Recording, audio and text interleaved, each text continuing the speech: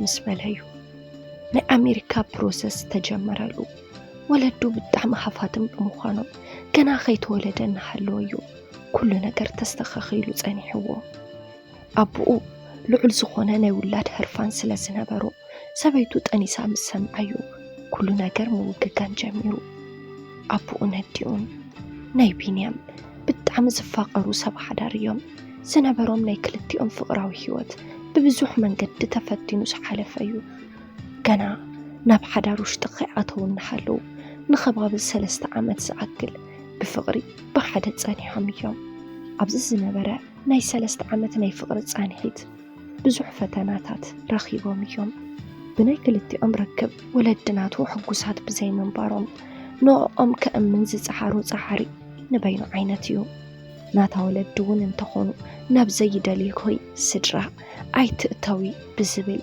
ምስኡ ንኽትፈላለ ደጊሞም የጥንቅቕዋ ነይሮም ወለዱ ብጣዕሚ ሃፋትም ብምንባሮም ንሳ ከምዚ ንገንዘብ ኢላ ዝቐረበቶም እዩ ዝመስሎም ነይሩ ቀስ ብቐስ ግና እቲ ዝነበሮም ፍቕሪ ናይ ገንዘብ ዘይኮነስ ናይ ብሓቃዊ ፍቕሪ ምዃኑ ምስ ኣረጋገፁ ወለዱ ይፈቕዱሉ እሞ ናታ ወለዱ እውን የሕጎሱ ኣብዚ ግዜ ክልቲኦም ዓዲ ዘዘራረበ መርዓ ገይሮም ተመርዐው ዝነበሮም ስጡም ዝኾነ ፍቕሪ ሓዳር ምስ ገበሩ ካብ ዝነበሮ ወሲኹ ደስ ዝብል ሓዳር ይመርሑ ኣቦኡ ብዘውረሶ ልዑል ዝኾነ ሃፍትን ትካልን ከዓ ንሓዳሮም ሰላምን ቅሳነትን ወሲኹ ኣብ ህይወቶም ሕጉሳት ኮይኖም ክነብሩ ገበሮም ምስ ዝነበሮም ፍቕሪ ግን ሓደ ነገር ጎዲልዎም ነይሩ ብዙሕ ግዜ ፈቲኖም ውላድ ዝበሃል ነገር ግን ኣብዮም ብሓደ ሓዳር ገይሮም ምንባር ምስ ጀመሩ ንኸባቢ 2 ዓመት ንኽወልዱን ትፍትኑ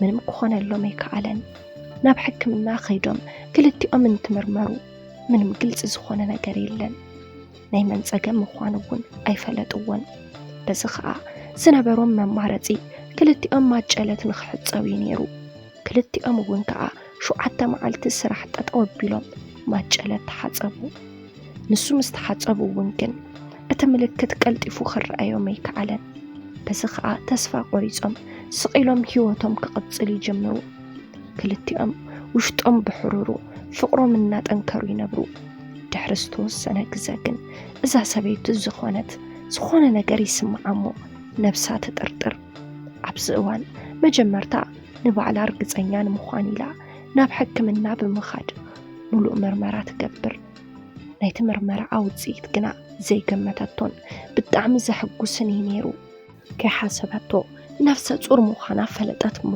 ከይተረጋገአት ናብ በዓል ገዝኣ ኸይዳ እቲ ናይ ሓጎስ ብስራት ኣበሰረቶ እዚ ነገር ምስ ሰምዐ መጀመርታ ብፍጹም ኣይኣመነን ነይሩ እቲ ወረቐት ምስ ኣቕረበትሉ ግና ከይፈተዎ ንኽኣምን ተገደደ ምጥናሳ ንኦም ጥራሕ ዘይኮነስ ንወለዶም እውን ዓብዪ ሓጎስ እዩ ነይሩ ውላድ ምስ ኣብዮም ወለዶም ንኽፋትሑ እዮም ደጋጊሞም ዝደፋፍእዎም ነይሮም ምስ ጠነሰት ምስ ፈለጡ ግና ኩሎም ክቐርብዎምን ኡፍ ክብልዎምን ይጅምሩ ወይ ሰብኣይ ሰበይቱ ጥንስቲ ምዃና ምስ ፈለጠዩ ናይ ቆልዓ ክዳውንቲ ኣቑሑ ምግዝዛእ ዝጀመረ ኩሉ ነገር ከይተወለደ ወጋጊኑ ብተስፋን ሃንቀውታን ንውላዱ ክጸባበ ጀመረ ከልብን መዓልትን ከይጸዋዕኻዮም ይመፁ ከም ዝበሃል 9 ወርሒ ኣኺሉ ቢንያም ናብ ህይወቶም ተሓወሰ ገና ከይተወለደ ኩሉ ነገር ስለ ዝተወዳደአሉ ምስ ተወለደ ህይወት ብምቾት እያ ተቐቢላቶ ምንም ነገር ከይተጸገመ ካብ ዘድልዮ ንላዕሊ እናረኸበ ብምቾት ህይወቱ ይመርሕ ኣቦኡ ንቢንያም ምስ ወለደ ግዜ ከይወሰደዩ ናይ ደገ ፕሮሰስ ንኩሎም ጀሚሩ ምኽንያቱ ከዓ ንወዱ ኣብ ዝሓሸ ዓዲ ብዝሓሸ መንገዲ ንኸንብሮ ብምሕሳብ ናብ ኣሜሪካ ፕሮሰስ ጀሚሩሉ ንኡ ከዓ የሳልጥ ቢንያም ዕድሚኡ ንትምህርቲ ምስ ኣኸለ ኣሎ ኣብ ዝበሃል ናይ ግሊ ቤት ትምህርቲ ኣመዝገብዎ ኣብ ትምህርቱ ወዲ ሃፍታም ይመስልን ማለት ብዙሓት ደቂ ሃፍታትን ናይ ወለዶም ሃፍቲ ተኣማሚኖም ንትምህርቲ ሸለል ክብልዎ እዮም ዝረኣዩ እንተ ቢንያም ግና ንትምህርቱ ኣጥቢቑ ብምሓዝ ጠንኪሩ ይመሃር ወለዱ ነዚ ኩነታት እንትሪኡ ዝበለፀ ይፈትውዎ ኣብ ህይወቱ ዝገብሩሉ እዮም ዝስእኑ ዝገበሩ እንተገበሩሉ እኹለይ መስሎምን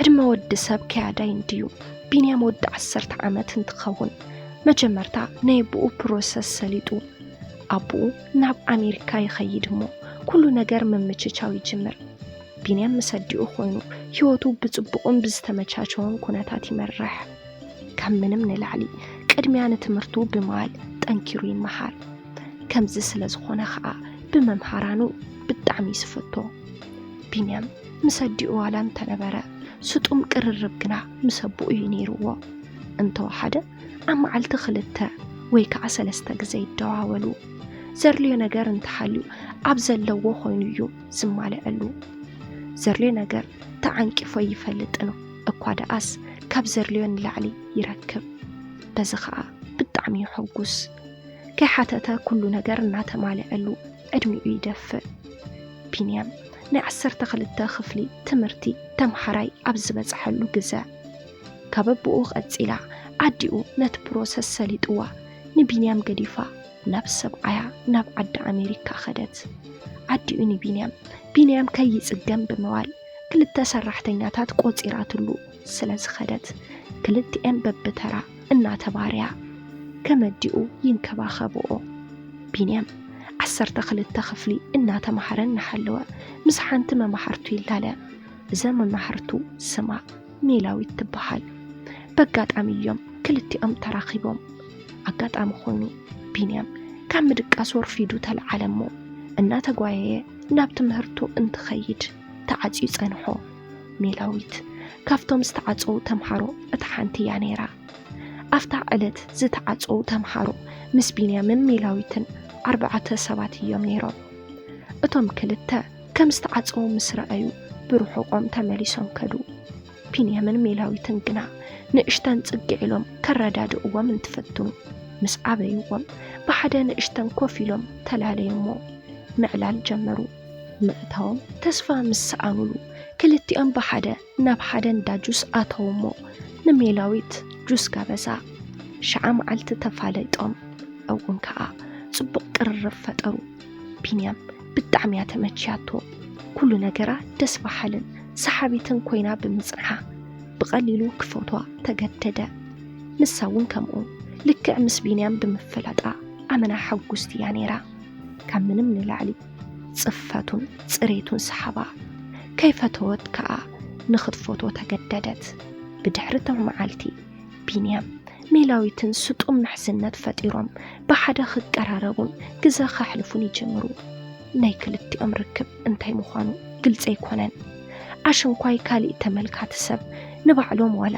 ርክቦም እንታይ ምዃኑ ግልጽ ኣይኮነሎም ነይሩ ዓመት ሙሉ ብኸምኣ ወድእዋ ኣብዛ ዓመት ውሽጢ ግን ጽቡቓትን ዘይርስዑ ግዜታትን ኣሕሊፎም እዮም ናብ ገዝኡ እናወሰደ ብሓደ ቡን እናሰተዩ ምቁራት ግዜ ኣሕሊፎም እዮም ከም ዕድል እውን ከዓ ክልቲኦም ናይ ዩኒቨርሲቲ መሕለፍ ፈተና ሓሊፎም ኣብ ሓደ ዩኒቨርሲቲ በጽሖም በዚ ነገር ከዓ ብጣዕሚ ተሓጎሱ ፈጣሪ ኮነ ኢሉ ንኸይፈላለዩ መንገዲ መቻቸወሎም ከም ዘሎ ብምሕሳብ ርክቦ መጠንክረበልዎ ኣጋጣሚታት ኩሎም ብሓደ ንኽኾኑ ዘገድድዎም ዓይነት እዩ ነይሩ ክልቲኦም ከዓ ምስ ኣጋጣሚታት እናተበኣሱ ርክቦምን ስምዒቶምን ሓቢኦም ድሕሪ ምጽናሕ ቢንያም ምርር ምስ በሎ ድፍር ኢሉ ናይ ፍቕሪ ሕቶ ቅረበላ ሜላዊት ኣብ ልባ ዝነበረ ስምዒት ብምንባሩ ንፍቕራዊ ሕቶኡ ካልእ መልሲ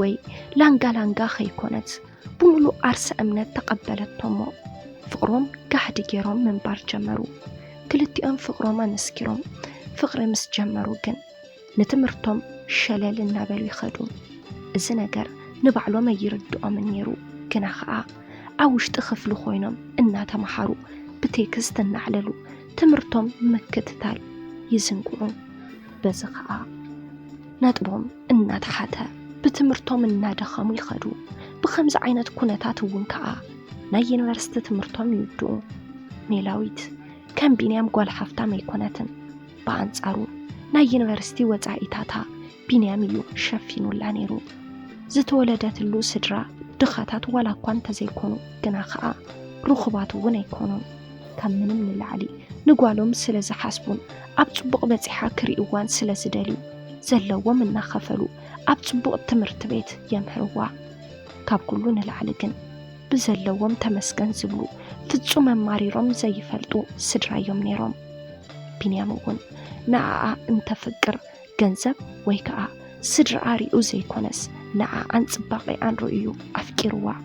ነዚዩ ከዓ ኣብ ዩኒቨርሲቲ ብናቱ ወፃኢ ኣምሂርዋ። ትምህርቶም ምስ ወድኡ እውን ከዓ ዝበዝሕ ጊዜኦም ብሓደ እዮም ዘሕልፍዎ። ኣብ መዓልቲ ካብ ዘለዋ 24 ሰዓታት ውሽጢ እንተወሓደ እተን 12 ሰዓታት ብሓደ እዮም ዘሕልፍዎም። ብዙሕ ግዜ እናተራኸቡ ዋላ ፍጹም ኣይማነውን። ሜላዊት ስራሕ ንምድላይ ብዙሕ እያ እትጭነቕ፣ ምክንያቱ ንወለዳ ክትሕግዝ ስለ ዘለዋ እዩ። በአንጻሩ ቢንያም ኮፍ ኢሉ እዩ ፕሮሰሱ ክሳብ ዝሰልጠሉ ዝጸባበ ነይሩ። ሜላዊት ብዛዕባ እቲ ፕሮሰስ ትፈልጥ እያ ነይራ። ብሓደ እናቐጸሉ እንትኸዱ ቢንያም ሓሳብ ኣቕረበ። ቀለበት ንኽኣስሩን ብሓደ ምንባር ንኽጅምሩን ኢሉ ሓሳብ ኣቕረበላ። ሜላዊት ንእሽተን ሓሰበትሉ እሞ ብሓሳቡ ተሰማሚዓ ቀለበት ኣሰሩ። ናይ ቢንያም ሓሳብ ዝነበረ ብሓደ እናነበሩ ይጸንሑ እሞ ቆልዓ ክወልዱ እዩ ነይሩ። እቲ ፕሮሰስ ምስ ሰለጡ እውን ከዓ ንኽልቲኦም ንኸውጾም ሓሰበ እሞ ቀለበት ኣሲሩላ። ነዚ ሓሳብ እውን ንሜላዊት ኣካፊልዋ ቅቡል ጌራቶ እያ። ብሓደ ምንባር ጀሚሮም 2 ዓመት ምስ ገበሩ ቆልዓ ዝበሃል ነገር ናብ ህይወቶም መጸ። በዚ ከዓ ብጣዕሚ ተሓጎሱ። ካብኣ ንላዕሊ ቢንያም እዩ ኣመና ተሓጒሱ። ልክዕ ከመብኡ ናይ ውላድ ድሌቱ ብጣዕሚ ልዑል እዩ ነይሩ። እቲ ቆልዓ ምስ ተወለደ ድሕሪ 1 ዓመት ናይ ቢንያም ፕሮሰስ ሰሊጡ ናብ ወለዱ ናብ ኣሜሪካ ሰገረ። ሜላዊት ኣብ ዓዳ ኮይና ጽቡቕ ምንክብኻብ እናተገበረላ ብወርሒ ብዙሕ ገንዘብ ካብ ቢንያም እናተሰደዳ ህይወታ ትመርሕ። ድሕሪ ዝተወሰነ ግዜ ግና ሜላዊት ፍልይ ዝበለ ባህርያት ተምጽእ። ምስ ሓደ ወዲ ምቅርራብ ትጅምር። ቢንያም ኣሜሪካ ምስ ከደ ኣብ ክንዲ ስራሕ ነቲ ዓዲ ክሪኦ ብዝብል ሰበብ ሓደሽቲ መሓዙት ተፋሊጡ ምስኦም ስትዩ ዝሓድር። በዚ ከዓ ዘይኮነ ተግባራት ክገብር ይጅምር። ምስ ደቂ ኣንስትዮ ምሕዳር ይጅምር። ሜላዊት ምስ ተሓድሽ ወዲ እናተቀራረበት እንትትከይድ ውፅእ ኢላ ምስኡ ምስታይ ትጅምር እሞ ኣብኦም ከላ ምስኡ ምሕዳር ጀሚራ። እዚ ነገር ብወርያ ወረ ናብ እዝኒ ቢንያም ይበጽሕ እሞ ኣጥቢቑን ተሓታ ጌጋ ምዃኑ ነጊራ ትኽሕዶ። ንሱ እውን ምንም ኣይመሰሎም በዚ ነገር፣ ምክንያቱ ንሱ እውን ምስ ካሊእ ደቂ ኣንስትዮ ካሊእ ነገር ይገብር ስለ ዘሎ። ንሱ ከዓ ስቕታ መሪጹ ስቕ ይብል እሞ ከም ቀደሞም ይቕጽሉ። ሜላዊት ግና ነገራት ከቢዶማ ዘይተሓብአሉ ኣጋጣሚ ተፈጠረ። እዚ ነገር ከዓ ጥንሲ ዝበሃል ነገር እዩ። እቲ ጥንሲ ኣብ እዝኒ ቢንያም ከይበጽሐ ክትንጽሎ ብምሕሳብ ናብ ሆስፒታል እንትትከይድ ግዚኡ ከም ዝሓለፎ ነገርዋ። ናይ ግድን ክትንጽሎ ስለ ዝነበራ ከዓ ብባህላዊ መንገዲ ነቲ ቆልዓ ኣነጸለቶ። ናታ ህይወት ግና ኣብ ሓደጋ ኣውደቐታ። ከም ሞት ብንእሽተን እያ ድሒና። ብዛዕባ እዚ ነገር ቢንያም እንትሰምዕ ብጣዕሚ ይናደድ። እንታይ ክገብር ከም ዘለዎ ከዓ ይሓስብ። ሕስብ እንተበሉ ግና ንሳ ካብቲ ንሱ ዝገበሩ ዘይተነኣኣሰ ብምግባራ ምስኡ ብኣንጻር ጌጋ ከም ዘይብላ ይሓስብ። ንሱ እውን ካብ እምነቱ ርሒቑ ቃሉ ከም ዘፍረሰን ተሓስብ። እንታይ ክገብር ከም ዘለዎ ይጭነቕ። ኣነ እውን ኣብዚ ዓዲ ኮይነ ዝሙት እናፈጸምኩ እየ ግዜ የሕሊፈዮ። ንሳ እውን ዝገበረቶ ልክዕ ከም ናተይ ተመሳሳሊ እዩ እሞ ንሳ ጥራሕ ድያ ክሕደም ዋላ ኣነ ክፈትሐዶ ዋላ ስንታይ? በጃኹም ናይ ማኪ ሚድያ ተኸታተልቲ ሓሳብ ርእይቶኹም ኣብ ናይ ኮመንት መጽሓፍ ቦታ ግደፉለይ ከም ብወየ።